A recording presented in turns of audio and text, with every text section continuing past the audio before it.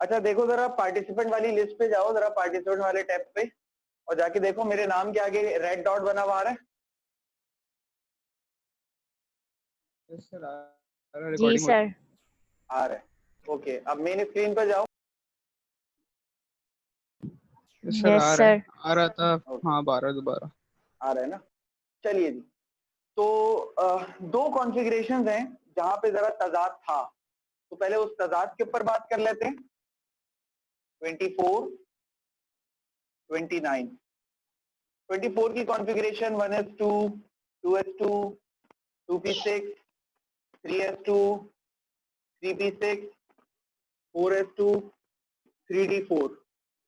29 की 1s2, 2s2, 2p6, 3s2, 3p6, 4s2, 3d9, ये configurations हैं, ठीक है। अब पहला सवाल तो मेरा ये है कि ये दोनों कॉन्फ़िगरेशंस मेरी सही है या गलत।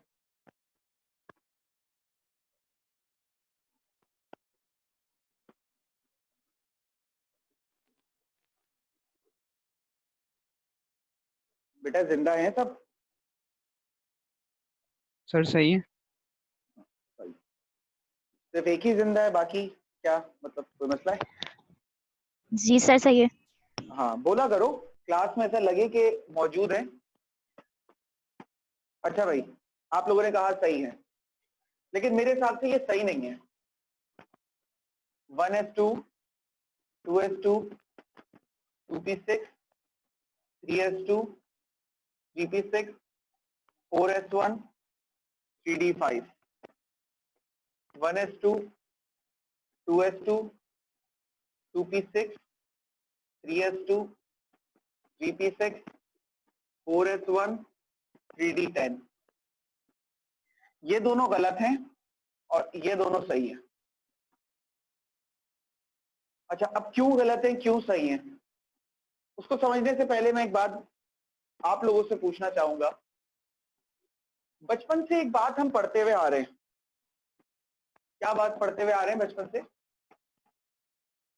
हम पढ़ते हुए ये आ रहे हैं कि एटम केमिकल बॉन्डिंग जब भी हम पढ़ते हैं तो केमिकल बॉन्डिंग पढ़ने के लिए हमारा सबसे पहला जो कंसर्न होता है वो ये होता है कि केमिकल बॉन्डिंग क्यों हो रही है।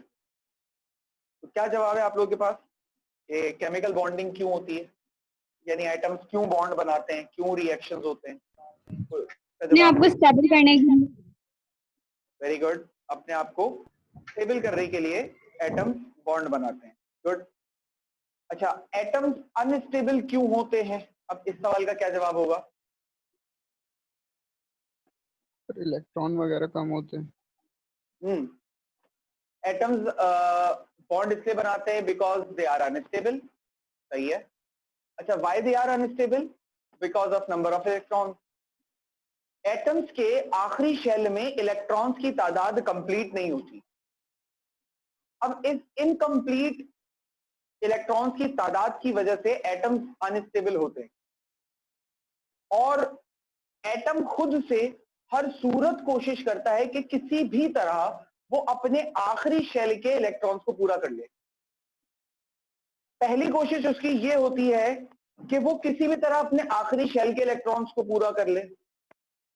अगर वो इस चीज में कामयाब हो रहा है किसी और के साथ बॉन्ड बनाकर तो ठीक है, और अगर किसी और के साथ बॉन्ड बनाकर पूरा नहीं कर पा रहा है इस चीज को, तो फिर वो खुद से ही कोशिश करता है कि किसी भी तरह आखिरी शेल को पूरा कर लो। अंदर हम कितने गरीब हैं मसला नहीं है, बाहर से अमीर है ये दिखाना है। अंदर से कर्जों में उधारों में लोगों की आदत होती है डूबे में, लेकिन बाहर से गाड़ी भी दिखानी है, पैसे भी दिखाने हैं, अच्छे मोबाइल फोन भी दिखाना है, तो मतलब वो दिखावा करना है, इसलिए आखिरी शेल के इलेक्ट्रॉन्स को वो पूरा करता है। अच्छा, किसी से बॉन्ड बना लिया तो जिंदगी में सुकून है, लेकिन अगर किसी से बॉन्ड बनाने में कामयाब नहीं हुआ तो फिर तो जिंदगी में सुकून नहीं है। क्यों सुकून नहीं है फिर जिंदगी में? भाई सुकून इसलिए नहीं है कि फिर इलेक्ट्रॉन कहां से आएगा पूरा करने के लिए, फिर वो खुद से पूरा करेगा। अंदर से वही वाली बात, कितने भी गरीब हैं बाहर से अमीर दिखाना है। एटम्स दो तरह से स्टेबल होते हैं। अगर एटम का जो लास्ट शेल है वो फुल फिल हो जाए विद इलेक्ट्रॉन्स, तो एटम्स 100% स्टेबल हो जाते हैं। अगर एटम्स का आखिरी शेल हाफ फिल हो जाए विद इलेक्ट्रॉन्स, तो एटम 50% तक स्टेबल हो जाते हैं। ये एक चीज है, सही है। अब इसको ऐसे समझो कि यहां पर जो जंप हुआ ना, 2 से 1 इलेक्ट्रॉन वहां पर, या यहां से जो जंप हुआ, अब सवाल ये है कि ये जो दो एटम्स होंगे, इन दोनों एटम को किसी से बॉन्ड बनाने की सलाहियत नहीं मिल रही होगी, यानी ये किसी से बॉन्ड बना लें ऐसी कोई कंडीशन नजर नहीं आ रही होगी। भाई इलेक्ट्रॉन जो आखिरी शेल में कम है उसको पूरा करने के लिए जरूरी है कि किसी से बॉन्ड बना ले। अब बॉन्ड बनाने के लिए कोई मिल नहीं रहा, तो क्या करें? जब बॉन्ड बनाने के लिए कोई नहीं मिल रहा, तो फिर जो मैंने अभी मिसाल दी ना कि अंदर से कितने ही गरीब हो, बाहर से अमीर दिखाना है, ये वो शुरू कर देते हैं काम। क्या करते हैं? अपने ही एटम में से बोलते हैं भाई तू तो अंदर की तरफ है, मैं बाहर की तरफ नजर आ रहा हूं, सही है, मैं आखिरी शेल के अभी काम कर रहा हूं, तो भाई तू अपना ये इलेक्ट्रॉन उठाकर मुझे दे दे, जो तेरे पास 2 है ना, तू एक काम कर, एक रख अपने पास, एक मुझे दे, ताकि मेरा ये शेल पूरा हो, क्योंकि मेरे पास कमी ज्यादा नहीं है, एक की कमी है, 9 से स्टेबल होने पर 10 चाहिए, इधर 4 से स्टेबल होने पर 5 चाहिए। आप बोलेंगे सर ये फिल तो 10 पर हो रहा है, तो 5 पर आके स्टेबल कैसे हो रहा है? देखो, एटम की पहली प्रायोरिटी ये होती है कि एटम अपने आप को 100% स्टेबल करे, लेकिन अगर एटम 100% स्टेबल नहीं कर पा रहा, तो फिर एटम की दूसरी प्रायोरिटी होती है कि वो अपने आप को 50% स्टेबल करे। मतलब मेरा कहने का ये है कि कोई एटम अगर 40% स्टेबल है, तो वो चाहेगा कि वो खुद को 50% स्टेबल करे पहले, और फिर चाहेगा 100% स्टेबल करने में। यानी कि ऐसे है 60-70 का सीन नहीं है? नहीं, 60-70 का सीन नहीं है। यानी ऐसे समझ लो कि भाई एक रेस चल रही है। जब एक रेस होती है, कार रेसिंग वगैरह के गेम देखे या खेले होंगे, उसमें क्या होता है, जब आप एक रेस करते हो तो एक रेस में क्या होता है, एक पूरा एक चक्कर लगाने पे एक लैप कंप्लीट होता है, फिर एक और चक्कर लगाया, एक और लैप कंप्लीट हो गया, 2 लैप हो गए, फिर एक और चक्कर लगाया, 3 लैप, इस तरीके से लैप होते हैं। तो ये भी ना एक रेस है, समझ लो स्टेबिलिटी की रेस है। इसमें पहला लैप किस पे आ जाएगा? 50% पे आ जाएगा। दूसरा लैप किस पर आ जाएगा? 100% पे आ जाएगा। लूडो खेलते हैं ना सब, लूडो के अंदर जो स्टॉप होता है, तो वो स्टॉप जो होता है उसमें क्या होता है, गोटी सेव हो जाती है, कोई आपकी गोट को मार नहीं सकता आके। तो समझ लो ये 50% वाला वैसा ही है, एक आपका जो एटम है वो सेव हो गया या स्टेबल हो गया, और ये 100% पर फुली स्टेबल हो गया। अच्छा, अब ये जो 40% स्टेबल एटम है, ये चाहेगा कि किसी भी तरह 100% तक नहीं जा सकता, लेकिन 50% तक तो जा सकता है ना। तो ये पूरी जान लगाकर, अपनी पूरी जान, पूरी ताकत, पूरी कुवत लगाकर खुद को 40 से 50% पर ले जाएगा। ठीक है। अच्छा, अब सवाल है सर, अगर फॉर एग्जांपल कोई एटम 60% हो, तो वो क्या करेगा? वो आगे जाएगा 100 की तरफ या पीछे जाएगा 50 की तरफ? अब ये बड़ा पेचीदा सवाल है बेटा, वो आगे ही जाएगा। ये वाला जो मसला है ना 50 तक जाने वाला, ये सिर्फ उन एटम्स के लिए जो 40 या 30 या 20% स्टेबल तक हो। जो 50 के ऊपर है वो 100 पर ही जाएगा, वो अप्रोच करेगा 100 की तरफ, वो कभी भी पीछे नहीं आएगा, वो आगे ही जाएगा। क्यों भाई? खुद समझ लो ना, 60% ज्यादा स्टेबल है या 50% ज्यादा स्टेबल है? मतलब आपके हिसाब से ये वाली कंडीशन एटम के लिए ज्यादा अच्छी है या ये वाली कंडीशन ज्यादा अच्छी है?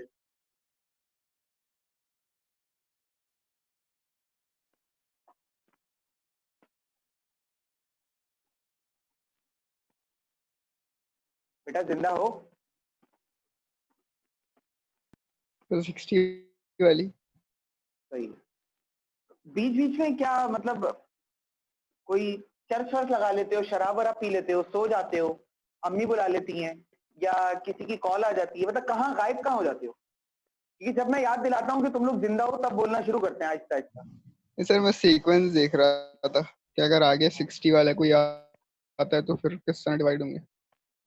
और बाकी खवातीन और हजरात, फिर इनके अलावा हजरात तो बचे नहीं, सिर्फ हजरत ही रह गए।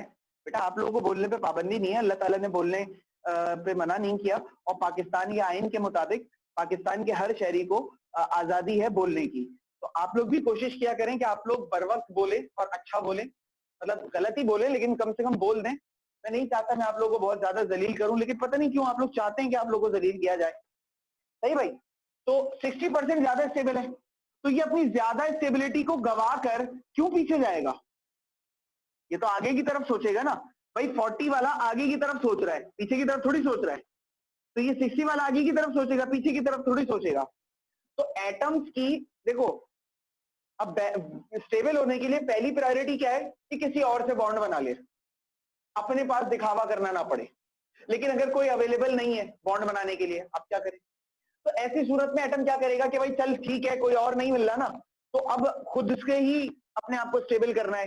तो खुद से स्टेबल करने के लिए क्या करेंगे? दो बातें आती हैं, इसमें भी दो कंडीशंस आती हैं। या तो इलेक्ट्रॉन अपने आखिरी एटम अपने आखिरी शेल को फुलफिल कर ले, 100% कर ले, या फिर उसको हाफ फिल कर ले। हाफ फिल पे 100% स्टेबिलिटी नहीं आएगी, लेकिन 50% तक स्टेबल हो जाएगा, और फुल फिल पर वो 100% हो जाएगा। तो इस वजह से क्या होता है, एटम इस वाले ऐसी कॉन्फ़िगरेशन के अंदर इलेक्ट्रॉन s ऑर्बिटल से जंप करके d ऑर्बिटल में एक इलेक्ट्रॉन चला जाता है। इधर भी ऐसे ही होता है। इससे क्या होता है, इससे ये जो एटम होता है ये 50% तक स्टेबल हो जाता है, और ये वाला तो खैर 100% ही हो जाता है। लेकिन आप बोलो सर इसका हकीकत से तो कोई ताल्लुक नहीं है ना, हकीकत में तो ये एटम अनस्टेबल ही है। बिल्कुल ऐसा ही है, हकीकत में ये दोनों एटम्स अनस्टेबल ही हैं, और इनको जैसे ही मौका मिलेगा, यानी कि कोई और बॉन्ड बनाने वाला इनको नजर आया ना, इनको जैसे ही मौका मिलेगा ये क्या करेंगे, इस इलेक्ट्रॉन को उठाकर वापस बोले फेंकेंगे, भाई ये तू रख, मेरा आसरा निकल आया, ये भी तू रख, चल भाई मेरा आसरा निकल आया, ये जाके उससे बॉन्ड बना लेंगे। ये सिर्फ तब तक है जब तक इनको कोई बॉन्ड बनाने वाला नहीं मिल रहा। सही है? ये सिर्फ तब तक रखते हैं। क्लियर हुई बात मेरी?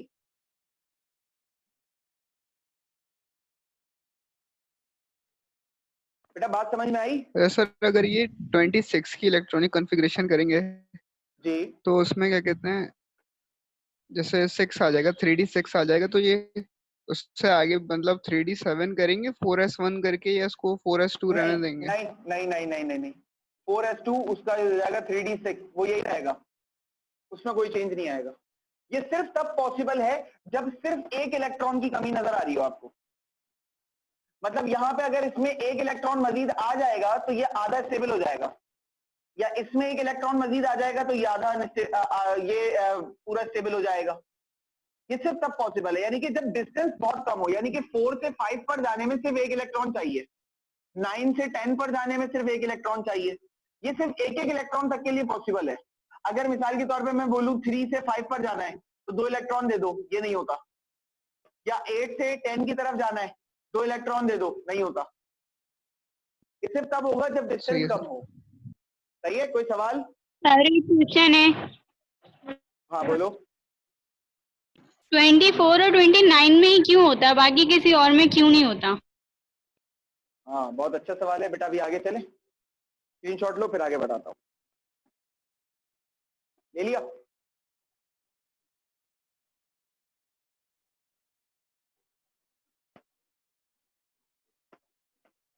ले लिया स्क्रीनशॉट? यस सर ले लिए।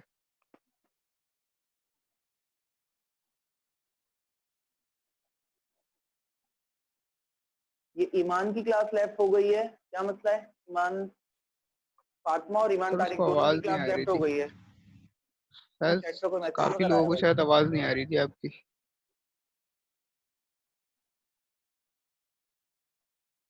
सर एक भी आवाज नहीं आई। हाँ बेटा, तो आवाज यहाँ पे चीख चीख के बोल रहा हूँ, तुम लोगों को आवाज नहीं आ रही तो तुम लोग माइक खोलकर बोलो ना कि सर आपकी आवाज नहीं आ रही। सर माइक नहीं आ रहा था, माइक पता नहीं कहाँ चला गया था। अब ऐसे तो बेटा मेरे को वही तो आएगी नहीं ना कि आपको आवाज नहीं आ रही, और बाकी 2 लोगों को आवाज थी सही आ रही है। तानिया आपने कहा कि मेरी आवाज नहीं आ रही। बेटा चैट पे बोलने का कोई फायदा नहीं है, चैट मेरे सामने खुला हुआ नहीं होता कि मुझे आप लोगों के मैसेजेस फौरन नजर आ जाएं कि आप लोग क्या कह रहे हैं। मैंने पहले भी कहा था कि आप लोग माइक का इस्तेमाल करें, जो बात भी है माइक पर बोलें, क्योंकि मैं क्लास मतलब बोर्ड पर खड़ा होकर एक चीज पढ़ा रहा हूँ, मैं अगर बैठा हुआ लैपटॉप को देखूंगा तो पढ़ाऊंगा कब? इससे चैट पर नजर नहीं होती। काइंडली आप लोग माइक का इस्तेमाल करें बोलने के लिए, जो भी बोलना है। और मेरे ख्याल से बाकी लोगों को मेरी आवाज आ रही है। अगर सही बीच में मेरी आवाज नहीं कटी है बाकी लोगों को, तो इसका मतलब आप लोगों के नेट का इशू हो सकता है। क्या बाकी लोगों को भी प्रॉब्लम आई है मेरी एक्सप्लेनेशन में? नहीं सर। No sir. ठीक बेटा, अगर बाकी लोगों को प्रॉब्लम नहीं आ रही है तो इसका ये मतलब हुआ कि दानिया और ईमान बेटा आप लोगों के नेट का प्रॉब्लम हुआ है। क्योंकि अगर मेरी तरफ से नेट का प्रॉब्लम होगा ना तो सबको इशू होगा उसका। लेकिन अगर 2 लोगों को हो रहा है, 4 को नहीं हो रहा, 2 को नहीं हो रहा, तो इसका मतलब ये कि आपकी तरफ से नेट का थोड़ा प्रॉब्लम होगा। इसको जरा सा देख लो। अगर प्रॉब्लम होती है तो मुझे बता देना, मैं फिर रुक कर दोबारा बता दूंगा। ठीक है। अच्छा, अभी खदीजा ने सवाल किया कि सर ये 24 और 29 में ही क्यों होगा, आगे क्यों नहीं हो सकता, ये आगे क्यों नहीं? तो बेटा आगे आपको बताया नहीं है ना, होता तो आगे भी है। 42 पर आ जाओ जरा। 42 को देखो, 1s2, 2s2, 2p6, 3s2, 3p6, 4s2, 3d10 और क्या आ गया 4p6, 5s2, 4d4। इसी तरीके से जरा बेटा 47 देखो, 1s2, 2s2, 2p6, 3s2, 3p6, 4s2, 3d10, 4p6, 5s2 और 4d9। अब ये जो 2 हैं कॉन्फ़िगरेशन, इन दोनों कॉन्फ़िगरेशन का जो मसला है वो सेम है। जैसे यहाँ पर देखो S2 और D4 हो रहा है, तो यहाँ पर सही कॉन्फ़िगरेशन क्या है कि 5S1 और 4D5 हो जाए। और यहाँ पर सही कॉन्फ़िगरेशन क्या है कि यहाँ पर 5S1 और 4D10 हो जाए। यानी कि ये मसला सिर्फ तब आएगा जब S और D एक साथ हों। बस ये मसला सिर्फ तब आ सकता है, उसके अलावा किसी और कंडीशन में नहीं आता। जब भी S और D साथ नजर आ रहे हों और ये 4 और 9 वाला मसला नजर आ रहा हो, तो आप हमेशा यही करेंगे, इसके अलावा कुछ नहीं करें। ठीक है बेटा? खदीजा क्लियर हुआ? Yes sir. बाकियों को भी क्लियर हुआ बेटा? कोई मसला, कोई परेशानी? No sir. क्लियर। ओके। अच्छा, अब आपने क्या करना है कि आपके पास इलेक्ट्रॉनिक कॉन्फ़िगरेशन तो सारी हुई हुई है, दोबारा करने की जरूरत नहीं है। लेकिन पूरी जो कॉन्फ़िगरेशन आप लोग कर चुके हो ना, उस पूरी कॉन्फ़िगरेशन को एनालाइज करो कि आखिर में किस जगह पर ऐसा मसला आ रहा है। अच्छा, ये मसला भी आखिर में ही होना चाहिए, बीच में कहीं ऐसा मसला हो ही नहीं सकता, पॉसिबल ही नहीं है। ये मसला आएगा भी आखिर में। तो जहां जहां आखिर में आपको ये मसला नजर आ रहा है कि एस और डी एक साथ है, लास्ट में एस और डी एक साथ आपको कहीं नजर आ रहे हो, प्रॉब्लम आपको आ रही है, वहां पर आप ये चेंजेस करो। जिस जिस कॉन्फ़िगरेशन में मसला आ रहा है वहां वहां ये चेंज करो, तो आप लोगों को खुद अंदाजा हो जाएगा कि किस किस एटॉमिक नंबर में ये वाला मसला है। अब आपका टास्क क्या है, आपने आज मुझे, सबने माशाल्लाह इलेक्ट्रॉनिक कॉन्फ़िगरेशन सबने तो की नहीं है, लेकिन जिन बच्चों ने कर ली है इलेक्ट्रॉनिक कॉन्फ़िगरेशन, वो आज इसको एनालाइज करें, सिर्फ ऊपर एटॉमिक नंबर 1 से लेकर 118 तक, और एनालाइज करके 4 तो अभी मैंने ही बता दिए हैं, 3 4 में प्रॉब्लम है।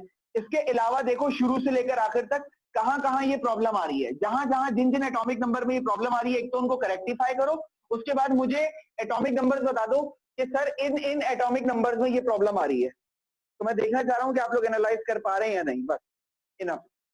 ठीक है?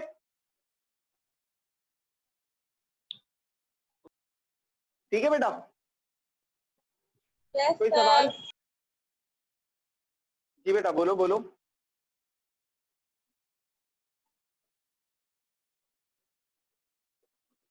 बोलो बेटा, दानिया क्या कह रही हो? सर मैं कुछ नहीं कह रही। ओके। अच्छा, स्क्रीनशॉट लेना है अगर तो ले लो जल्दी से, फिर मैं रब करूंगा, आगे बढ़ूंगा। जल्दी करो, टाइम कम है थोड़ा। ले लिया?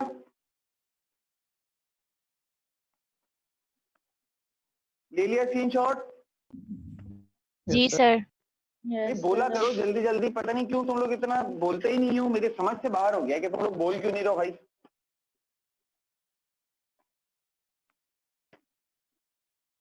ऐसा लग रहा है जैसे पहली बार पढ़ा रहा हूं तुम लोगों को। अच्छा, अब जरा पीरियोडिक टेबल की शक्ल देखें। इसके हवाले से कुछ बुनियादी बातें करें।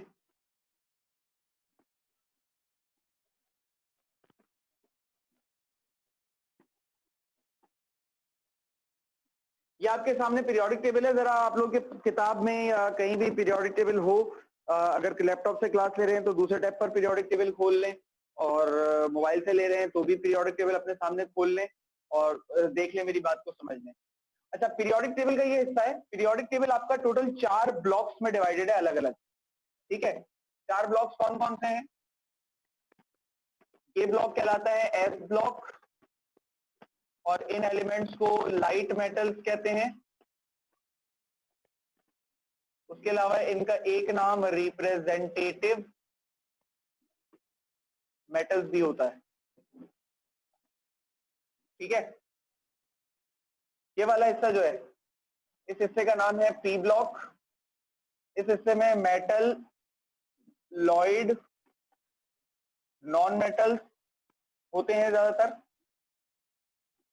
और इस हिस्से को भी हम रिप्रेजेंटेटिव एलिमेंट्स कहते हैं।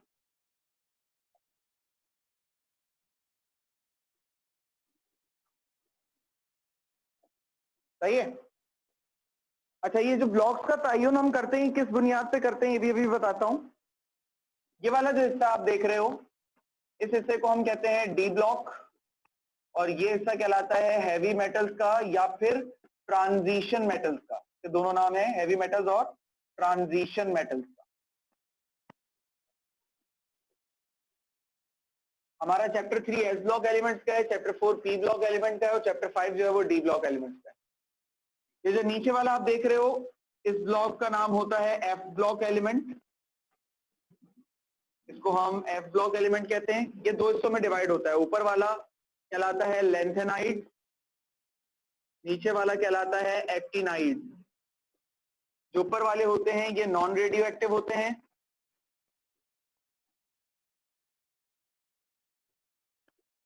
जो नीचे वाले होते हैं बेटा ये रेडियो एक्टिव होते हैं। सही है। तो ये पीरियोडिक टेबल था आपका। अच्छा, जो ब्लॉक्स में हमने डिवाइड किया हुआ है ना एलिमेंट को, ये किस बुनियाद पे किया हुआ है? ये इस बुनियाद पे किया हुआ है कि जिस एलिमेंट की इलेक्ट्रॉनिक कॉन्फ़िगरेशन जिस ब्लॉक के नाम पे, यानी कि जिस ऑर्बिटल के पे खत्म होती है, वो उसी ब्लॉक का हिस्सा होता है। अभी एग्जाम्पल देकर समझाता हूँ, जरा इसका स्क्रीनशॉट ले लो, और अगर इसमें कोई सवाल है तो मुझे बता दो, फिर मैं तुम लोगों को ना इसकी स्क्रीन शेयरिंग के जरिए पीरियोडिक टेबल भी दिखाता हूँ और कॉन्फ़िगरेशन वगैरह भी दिखाता हूँ, सारी चीजें करके बताता हूँ। इसमें कोई सवाल है किसी का? No sir. ओके।